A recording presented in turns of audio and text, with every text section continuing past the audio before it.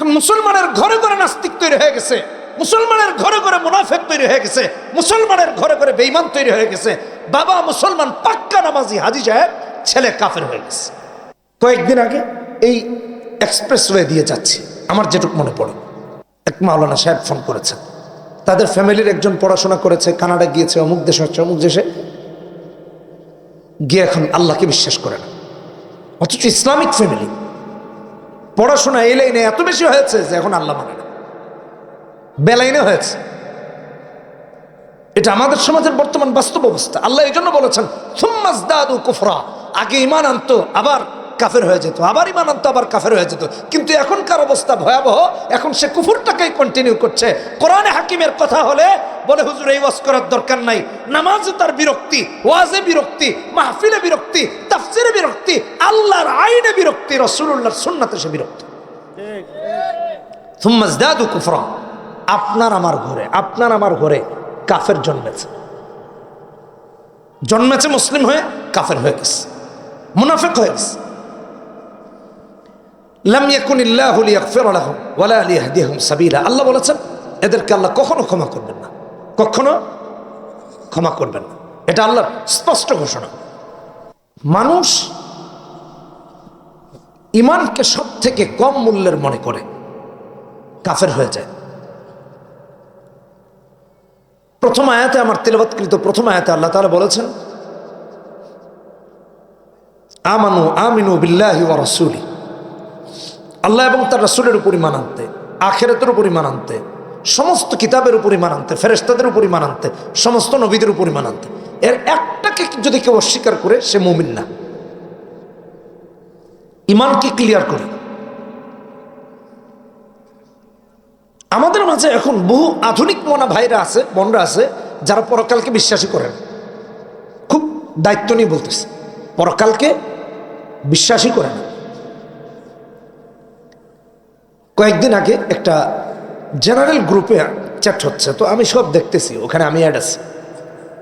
এমনভাবে কথা বলতেছে মুসলমানের সন্তানরা, আখিরাত বলতে কিছু নাই।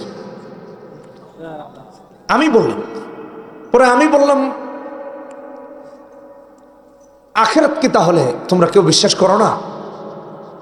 তখন একটু সবাই নড়ে চড়ে বসছে। অথচ আখিরাতে বিশ্বাস না করলে তো সে মুমিন না, এটা আমরা জানিই না অনেকে। আখিরাতের উপর যার ঈমান থাকবে সে দুনিয়াতে দুর্নীতি করবে না, চুরি করবে না, মিথ্যাচার করবে না, যে এই আদালতে বিচার না হলেও রবের আদালতে বিচার হবেই। সমস্ত অন্যায়, অত্যাচার, পাপাচার বন্ধ হয়ে যাবে, অনেক বন্ধ হয়ে যাবে। এগুলোর উপর ঈমান আনা মুমিনের জন্য অবশ্য কর্তব্য। কেউ ঈমান না আনলে সে কাফের। আল্লাহ বলেছেন এই আয়াতে ফাকাদ দাল্লা দালালাম বাঈদা, মানে ভ্রষ্টতার অনেক দূরে সে অবস্থান করতেছে, এটা কাছাকাছি কিছু না।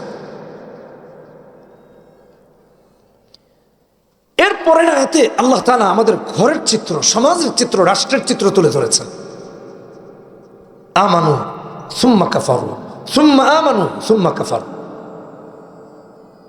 আমাদের এমন অবস্থা এখন, ঈমান আনে আবার কাফের হয়ে যায়, আমার ঈমান আনে আবার কাফের হয়ে যায়। সকালে ঈমান আছে, দুপুরে ঈমান নেই, আবার সন্ধ্যা ঈমান আছে, রাতে নেই, আবার রাতে আছে, সকালে।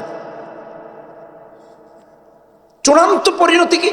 সুম্মাজদাদু কুফরা, কুফরকে বাড়িয়ে দিয়েছে। এখন আর তার কাছে ঈমান আনে কাফের হয়, ঈমান আনে কাফের হয়, ঈমান আনে কাফের হয়, এরকম করতে করতে এখন আর কুফরটাকে সে কিছুই মনে করে না। এখন সর্বাবস্থায় তার কুফরকে কন্টিনিউ করতেছে। সুম্মাজদাদু কুফরা। লাম ইয়াকুনিল্লাহু লিয়াগফিরা লাহুম ওয়ালা লিয়াহদিয়াহুম সাবিলা, আল্লাহ স্পষ্ট করে বলেছেন। কোরআন কারো কাছে থাকলে খুলে দেখে নিন। আল্লাহ এদেরকে কখনো ক্ষমা করবেন না, আর তার জন্য আল্লাহ কোনো পথও রাখেন নাই ক্ষমার, হেদায়েত, মুক্তির, জান্নাতে যাওয়ার কোনো পথ তার নাই। ওয়ালা লিয়াহদিয়াহুম সাবিলা। এরপরের আয়াতে আল্লাহ মুনাফিকের কথা বলছেন। এরপরের আয়াতে আল্লাহ মুমিন সম্মান চাইবে কোথায়, এ বিষয় তুলে ধরেছেন। আমি এই আয়াতগুলো কেন তিলাওয়াত করেছি এটা একটু জানা দরকার। কয়েকদিন আগে, একটু ভালো করে মনোযোগ দিয়ে শোনেন, কয়েকদিন আগে আমাদের এক লিডার, আমাদের প্রবীণ রাজনীতিবিদ, তিনি বক্তব্য দিয়েছেন, এত ওয়াজ মাহফিল হয়, সমাজে পরিবর্তন হয় না কেন? পরিবর্তন না হওয়াটা ইমানের সাথে সম্পর্কিত, পরিবর্তন না হওয়াটা আল্লাহর আইনের সাথে সম্পর্কিত। তবে আমি এটাও দায়িত্ব নিয়ে বলতে পারি, যারা এখানে মাহফিলে এসেছে, ভালো করে শুনেন, এই মাহফিলে, এই প্যান্ডেলের নিচে যারা এসেছে, এই সমাজে যত অন্যায় হয়, অপকর্ম হয়, সবার থেকে কম এই মানুষগুলো করে তুলনামূলক। মাদক চোরা কারবারি, অস্ত্র চোরা কারবারি, মাদক সেবন, অস্ত্র দিয়ে খুন করা, এই সমস্ত পাপের সাথে এই মানুষগুলো জড়িত নাই। এমনকি রাষ্ট্রের দুর্নীতির সাথেও এখানে কেউ নাই। আমি এই কথা কেন বললাম? তার এই বক্তব্যের প্রথম বিরোধিতা করে বললাম, যারা ওয়াজ মাহফিলে যায় এরা ভালো মানুষ, এমনকি ভালো হতে যায়। যে ভালো না সে ভালো হওয়ার জন্য যায়। তো এই বক্তব্য তার সোশ্যাল মিডিয়াতে বিভিন্ন গণমাধ্যম রিপোর্ট করেছে। আমি এক জায়গায় গিয়ে এটা দেখে আমার কাছে খুব খারাপ লেগেছে। তো মাঝে মাঝে কমেন্ট করি। এটা করি কেন? এর রিয়াকশন দেখার জন্য। তো আমি ওখানে কমেন্ট করেছি যে শরঈ আইন নাই দেখে অপরাধ কমে না। আমি এটা লিখেছি, আল্লাহর আইন নাই দেখে।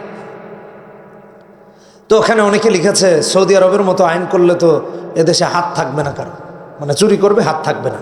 বুঝাইতেছে আমাদের দেশে এত চোর, কার হাত কাটবে না? তার বক্তব্য থেকে বোঝা যাচ্ছে। আচ্ছা ভাই, সৌদি আরবের মানুষের হাত নাই? কথা বলেন না কেন? হাত আছে, চুরি নাই। হাত আছে, চুরি নাই। হাত আছে, অন্যায় নাই। এই জন্য শরীয়ত আইনের দরকার। হাজার হাজার আমার এই কমেন্টে রিয়াকশন দিয়েছে। কেউ পছন্দ করেছে, কেউ অপছন্দ করেছে, কেউ পক্ষে মন্তব্য করেছে, কেউ বিপক্ষে মন্তব্য করেছে। ভালো করে একটু কথাটা শুনেন, তাহলে পরের কথা বুঝতে সুবিধা হবে। যারা পক্ষের, আল্লাহর আইন পছন্দ করে আল্লাহর জমিনে, আর যারা বিপক্ষে লিখেছে তারা দুই ভাগ। এক ভাগ মুনাফিক আর আরেক ভাগ অমুসলিম। অমুসলিমদের নিয়ে আমি আপাতত বলছি না, তবে তাদের আবার দুই ভাগ অমুসলিমদের। কেউ এই দেশের অমুসলিম, কেউ আবার ভারতের অমুসলিম। ওখানে যারা কমেন্ট করেছে এবং যারা রিয়েকশন দিয়েছে, মুনাফিকদের মাঝে থেকে একজন নাম মুসলমানের, সে কমেন্ট করেছে শরঈ আইনে লাথি মারে। শরঈ আইন দরকার নেই, আবার লাথিও মারে। তো আমার কাছে এটা খুব খারাপ লাগলো। মুসলমানের সন্তান শরঈ আইনে লাথি মারে, এটা কিভাবে সম্ভব? আমার তো মাথায় আসতেছে না। তার নাম দেখলাম মুসলমানের, তার আইডিতে ঢুকলাম, ঢুকে ভূমিকম্প যে হলো 7 তারিখ, দেখি ভূমিকম্পের অনেক আয়াত হাদিস পোস্ট করা, অনেক আয়াত হাদিস। যার ওয়ালে কোরআন আর হাদিস পোস্ট করা, সে শরঈ আইন চায় না। শরঈ আইনটাই তো হলো আল্লাহর আইন। আল্লাহর জমিনে আল্লাহর আইন চায় না মুসলমান। আমি এখানে দায়িত্ব নিয়ে বলছি, রেকর্ড হচ্ছে, কেউ যদি শরঈ আইনের ব্যাপারে এই কথা বলে, লাথি মারে, তার ঈমান নাই। আমি ফতোয়া দিলাম, আপনি কোন মুফতি সাহেবদের থেকে ফতোয়া আনবেন? আনেন। আমি আয়াতগুলো কেন পড়েছি? এখন মুসলমানের ঘরে ঘরে নাস্তিক তৈরি হয়ে গেছে, মুসলমানের ঘরে ঘরে মুনাফিক তৈরি হয়ে গেছে, মুসলমানের ঘরে ঘরে বেঈমান তৈরি হয়ে গেছে। বাবা মুসলমান, পাক্কা নামাজি হাজী সাহেব, ছেলে কাফের হয়ে গেছে, ছেলে কাফের হয়ে গেছে। কয়েকদিন আগে এই এক্সপ্রেসওয়ে দিয়ে যাচ্ছি, আমার যেটুকু মনে পড়ে, এক মাওলানা সাহেব ফোন করেছেন। তাদের ফ্যামিলির একজন পড়াশোনা করেছে, কানাডা গিয়েছে, অমুক দেশে হচ্ছে, অমুক দেশে গিয়ে এখন আল্লাহকে বিশ্বাস করে না। অথচ ইসলামিক ফ্যামিলি, পড়াশোনা এই লাইনে এত বেশি হয়েছে যে এখন আল্লাহ মানে না, বেলাইনে হয়েছে। এটা আমাদের সমাজের বর্তমান বাস্তব অবস্থা। আল্লাহ এই জন্য বলেছেন সুম্মাজদাদু কুফরা, আগে ঈমান আনতো আবার কাফের হয়ে যেত, আবার ঈমান আনতো আবার কাফের হয়ে যেত। কিন্তু এখনকার অবস্থা ভয়াবহ, এখন সে কুফরটাকেই কন্টিনিউ করছে। কোরআনে হাকিমের কথা হলে বলে হুজুর এই ওয়াজ করার দরকার নাই। নামাজে তার বিরক্তি, ওয়াজে বিরক্তি, মাহফিলে বিরক্তি, তাফসিরে বিরক্তি, আল্লাহর আইনে বিরক্তি, রাসূলুল্লাহর সুন্নাতে সে বিরক্তি। সুম্মাজদাদু কুফরা, আপনার আমার ঘরে কাফের জন্মেছে, মুসলিম হয়ে কাফের হয়ে গেছে, মুনাফিক হয়ে গেছে।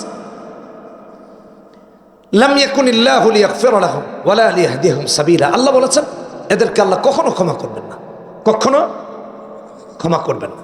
এটা আল্লাহর স্পষ্ট ঘোষণা। কোথায় আছি একটু চিন্তা করে দেখেন, কোথায় আছি? কয়েকদিন আগে দেখলেন না আবুল সরকার বাউল, এই দেশে 54 বছরে বহু বাউল গান করেছে, কাউকে তো মানুষ জুতা দিয়ে পিটিয়ে পানিতে ফেলে নাই।